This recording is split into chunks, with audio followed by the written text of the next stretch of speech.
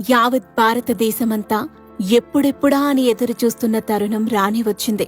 అయోధ్య రామమందిర ప్రారంభోత్సవానికి జనవరి 22న ముహూర్తం ఖరారు చేసిన సంగతి అందరికీ తెలిసిందే. మరి ఆ ఆది పురుషుడి ఆలయ ప్రారంభోత్సవానికి ఆహ్వాన పత్రిక అందితే ఇంకెలా ఉంటుంది చెప్పండి. చూస్తుంటే కన్నుల పండుగగా ఉంది. మరి ఆ ఆహ్వాన పత్రిక ఏ విధంగా ఉందో నాతో పాటు మీరు కూడా చూడండి. ముందుగా ఆహ్వాన పత్రికను చూస్తే శ్రీరామ మందిర్ అయోధ్య అని రాసి ఉంది. దానితో పాటు అయోధ్య రామమందిర రూపు కూడా మనకి కనిపిస్తూ ఉంది. మరి ఈ ఆహ్వాన పత్రికను ఆ ఆంజనేయ స్వామి గదతో బంధించారు.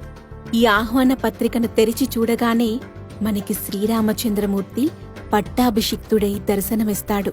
అనంతరం ఈ ఆహ్వాన పత్రికలో ఏముందో మనకు సూచించారు. రామచరిత మానస్ని ఉద్దేశిస్తూ కొన్ని వ్యాఖ్యలను ఇందులో పొందుపరిచారు. దీనితో పాటు అయోధ్య రామమందిరం, శ్రీరామచంద్రమూర్తి ప్రతిమతో కూడిన వెండి నాణం మనకు కనిపిస్తుంది. వీటన్నింటితో పాటు మరో ముఖ్యమైనది ఇక్కడ గమనించవచ్చు.